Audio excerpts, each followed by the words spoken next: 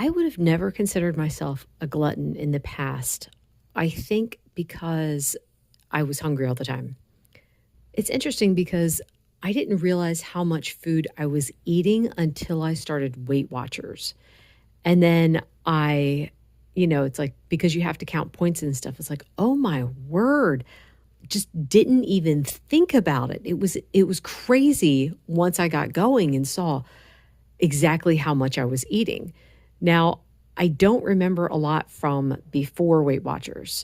This was like 13 years ago, so it's hard to remember meals, but I do remember one in particular.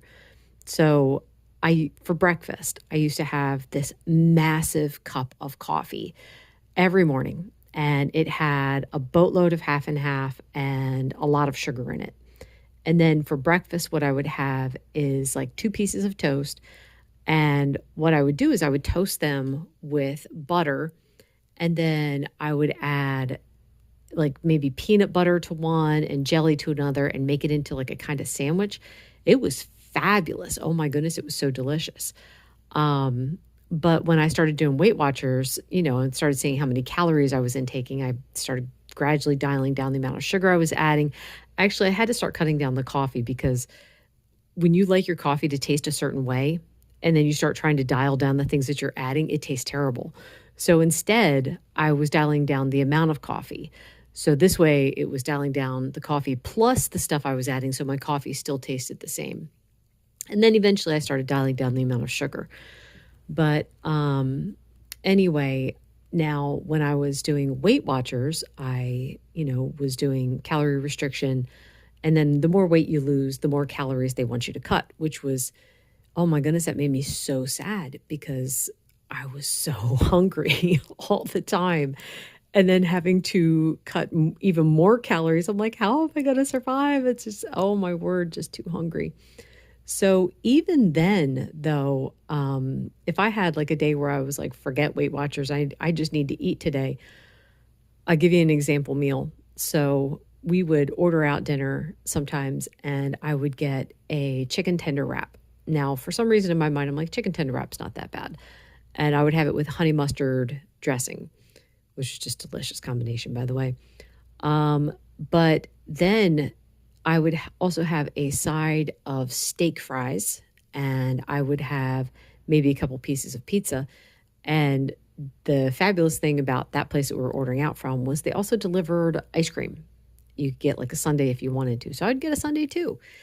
And I don't know how in the world I survived eating like that because, man, I would be so sick afterwards and I'd be kicking myself. Like, why in the world do you do this to yourself? Next time you're going to do better.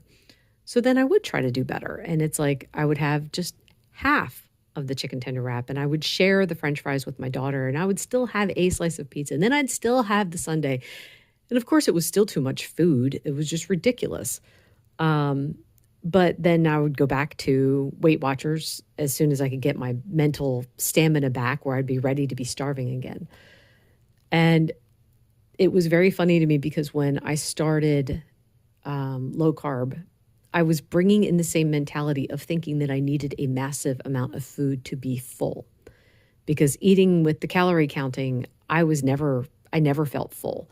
I mean, you could feel full for like a few minutes and then back to being hungry again. So I was kind of expecting that going into keto/low carb.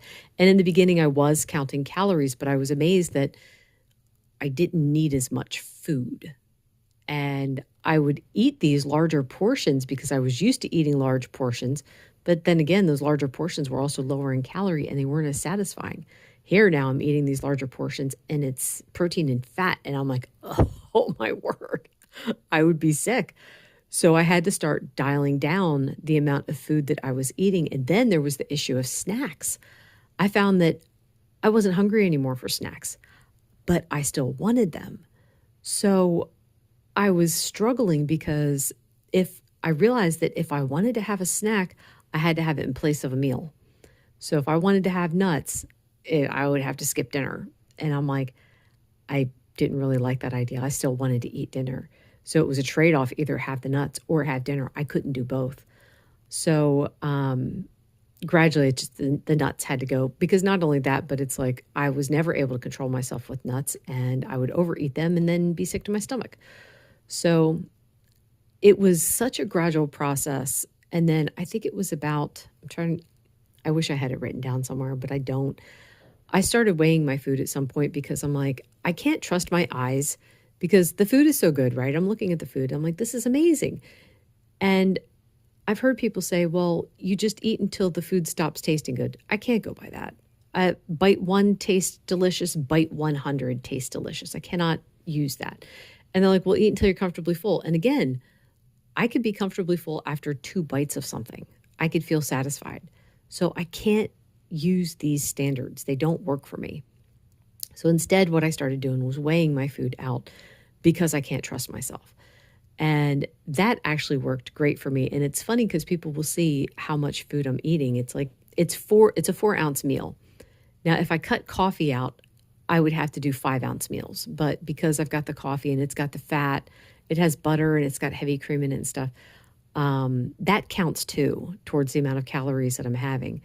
And while I'm not counting calories, I know that in a way calories do, they do matter in one sense, they don't matter in another sense. It's hard to explain. But anyway, I'm not worried about that so much as the amount that I'm having. So I wanted enough that would get me from one meal to the next without being hungry. So that turned out to be 100 grams of food per meal, or it's about 4 ounces. So over the course of the day, it's 12 ounces of food for 3 meals, and then I've got the 2 cups of coffee. Now, occasionally, I might get hungry at night. It doesn't happen very often, but sometimes I will be hungry at night, and I'll have some cheese. Now, I'm taking a chance when I have that because about 50% of the time I'll get a stomachache afterwards. The other 50% of the time I'll be fine. It's hard to, I can't predict when it's going to happen. So sometimes even if I am feeling peckish, I'll just skip having a snack. But anyway, I just kind of wanted to give you guys an idea of where I came from and how I got to the point that I'm at now. I didn't dive headfirst into having, these 4-ounce meals 3 times a day. It was a process of seeing that old mentality of more equals full did not work for me going into this diet. And I mean, I don't know how it works for anyone.